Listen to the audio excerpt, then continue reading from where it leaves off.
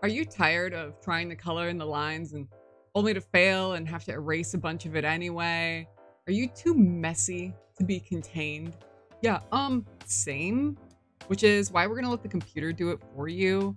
That's what we're talking about today. It's clipping masks, how we can use them to set up our flats to stay nice and clean for your whole process. Welcome to the channel. I'm Rune. Little bit of a heads up before we get started. I did film this in Photoshop. However, Clip Studio users do not fret.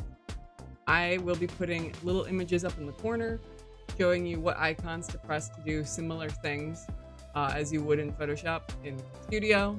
So the process is pretty much the same. Clipping masks exist in both programs, so don't worry. In fact, Clip Studio users do have a little extra tool that makes this a little easier. So let's get into it. Okay, first things first. You need to get all of your line art into one layer that is separate from your background layer. Now, if you're like me and you like having all of your line art into separate little layers, you know, because you like to color it later, whatever you want to do with it, don't worry. Just make a copy of it and then merge the copy together. You can save the rest of your line art and bring that back later. Don't worry. Then what you're gonna want to do is go on up to the magic wand tool. Now, CSP users, you can kind of ignore this next little bit. The main thing that we're trying to do here is we're making a full little layer of color that will go underneath your line art that just fills in the whole character. It's going to be the basis of our clipping mask.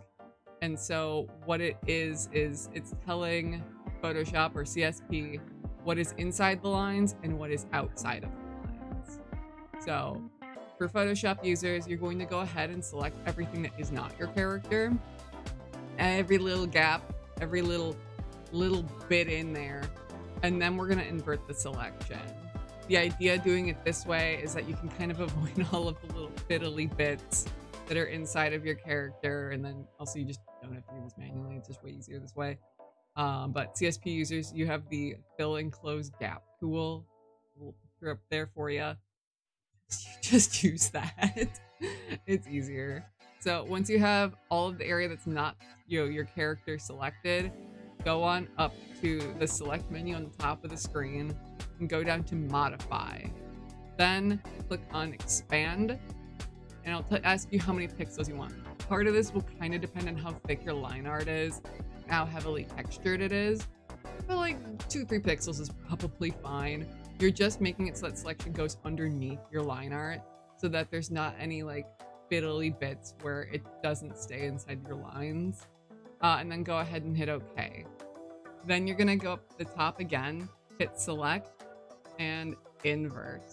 This will make it so just your character is selected and all of that little fiddly line art inside it.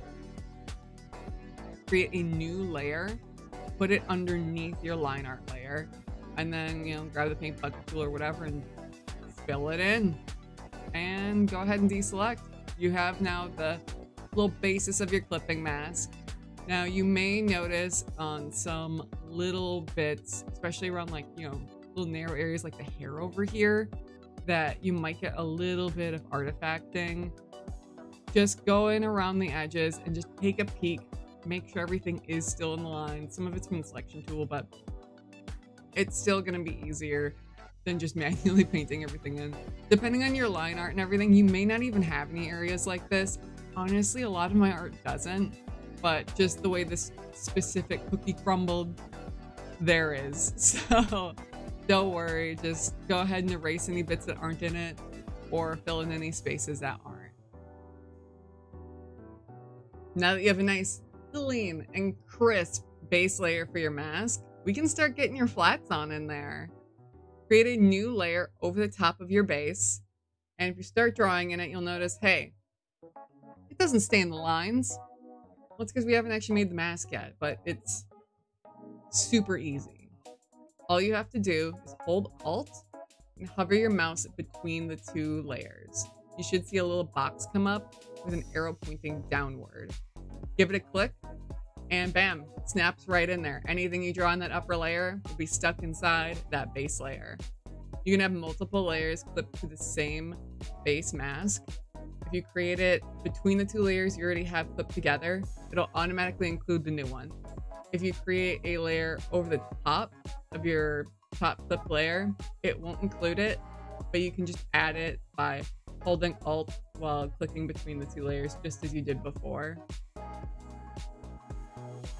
So for your different flats, I recommend having different areas of color that are near each other be separate layers. That way you don't have to worry about being too messy with one layer bleeding into another one later. I generally recommend working top to bottom. At least that's what I prefer. You don't have to do it that way. But usually on my upper layers, I like to do things that are usually smaller details like irises or little gemstones, things that are, you know, annoying to try to color around, and then working my way down to some of the bigger layers underneath.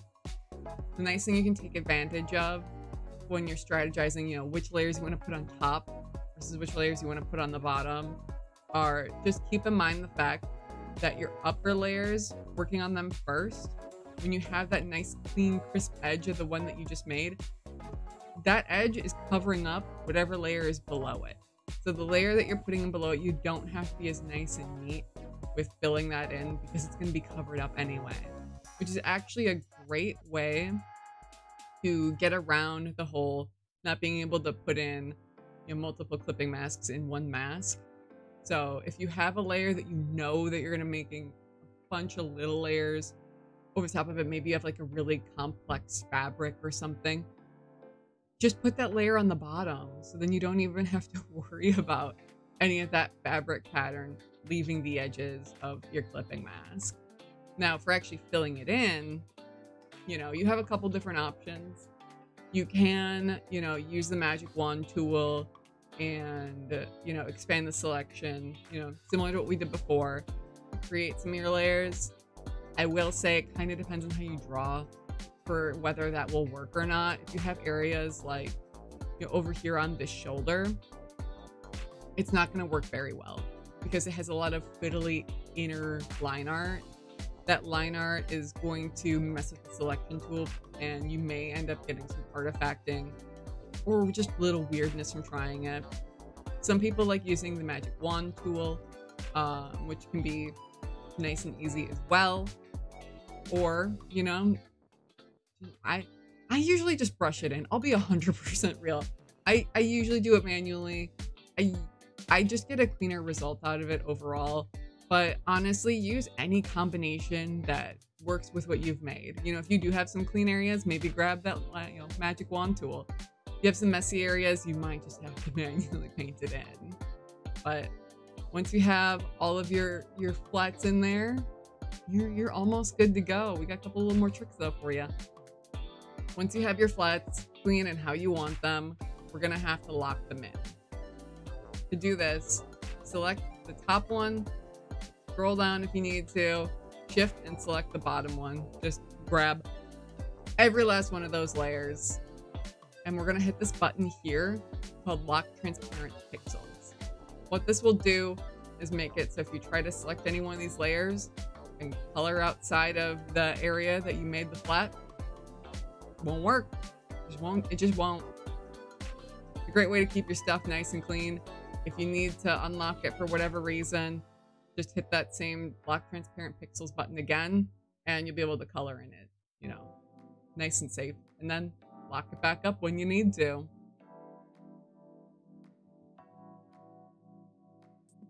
All right, let's say you have your flats all nice and neat and how you want them, but now you've decided you want to add a pattern onto this dress here.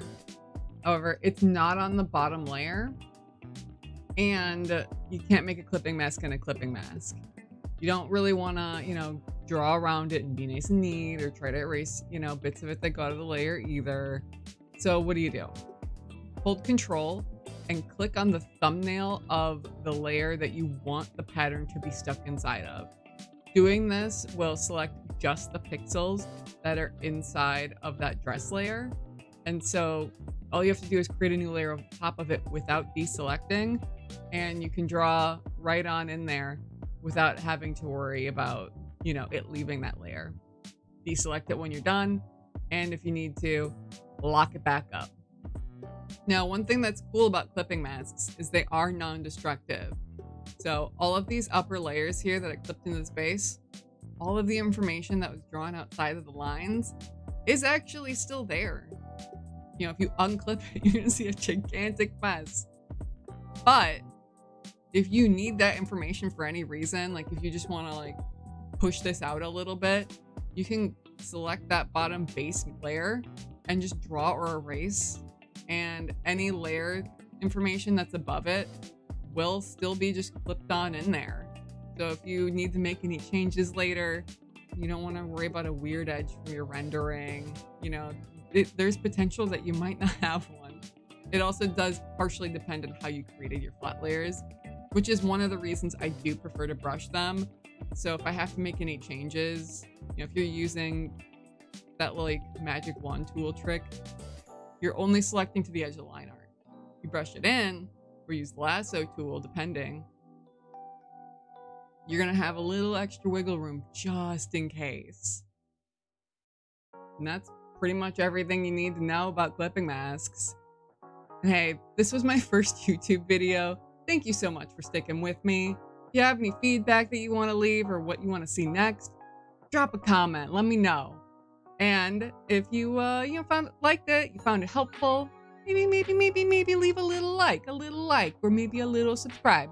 You know the YouTube drill. And if you like the design featured in this video, it is available as a vinyl sticker just for the month of December over on my Patreon. It also comes with the little mimic as well. So if you want to get a monthly sticker, you can sign on up over there. There's new designs every single month. And with that, take care of yourselves. See ya.